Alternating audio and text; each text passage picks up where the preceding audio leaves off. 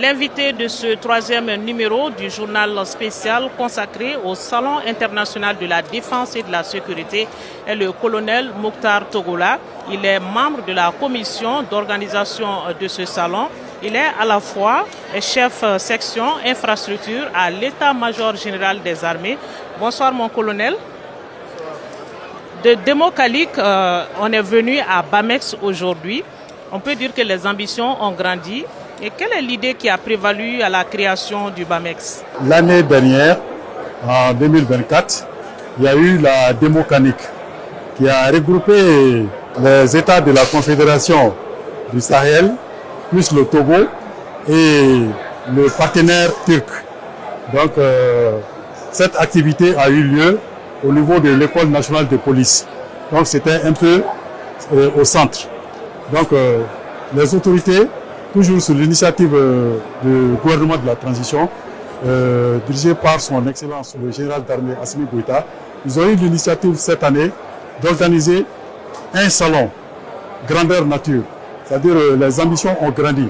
Donc au lieu que ça soit uniquement exposé et démontré au niveau de l'école de police, cette année, ils sont passés à l'idée de Bamex, c'est-à-dire le salon de la défense et de la sécurité de Bamako 2025. Il y a beaucoup d'engouement autour de ce salon, vu l'ambiance qui règne ici au parc des expositions de Bamako. Alors, le Premier ministre a ouvert les portes de ce salon ce mardi, 11 novembre 2025. Dites-nous, est-ce que tous les invités ont répondu à l'appel? Oui, affirmatif. Les invités ont répondu parce que, madame, vous savez, sur les invités, nous avons à peu près 15 pays invités qui ont répondu à l'appel de Bamex. Donc 15 pays qui sont représentés, 5 déjà par des ministres de la Défense.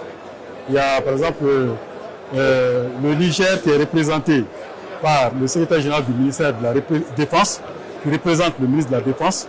Il y a le vice-président de l'industrie de défense de la Turquie, qui est une grande autorité également dans le domaine militaire en Turquie, qui est directement rattaché d'ailleurs à la présidence de la Turquie.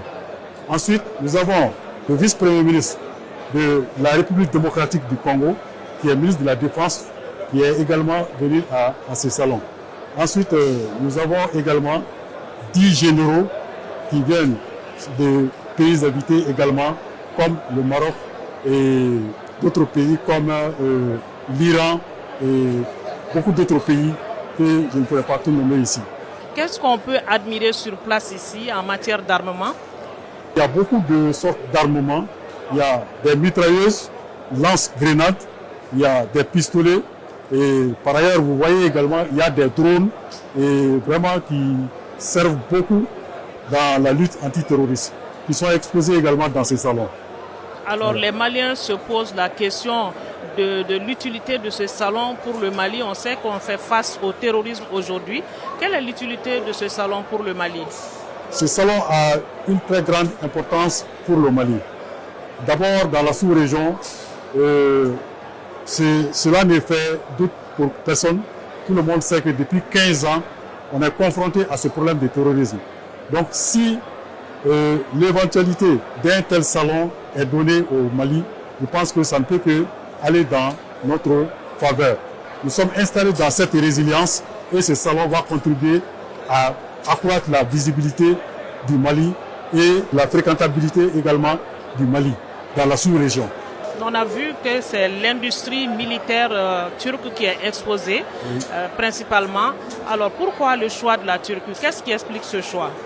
Le choix de la Turquie également, c'est parce que la Turquie fait partie des pays qui respectent les 3 principes de l'action gouvernementale du Mali, à savoir, en premier lieu, le respect de la souveraineté nationale du Mali. En deuxième lieu, le respect du choix des partenaires du Mali. Et en troisième lieu, la prise en compte des intérêts vitaux de la population malienne.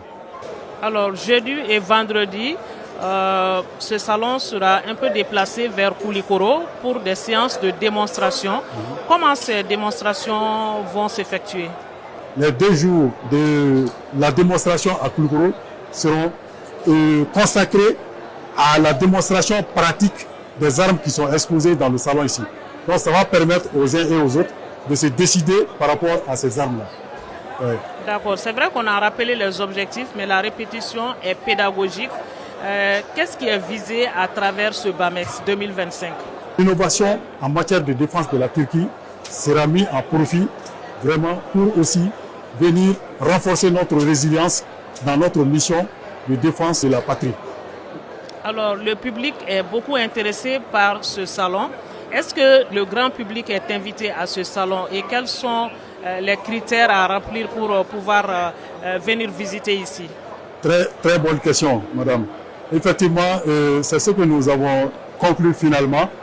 Pour ce salon, la visite est permise à toute la population.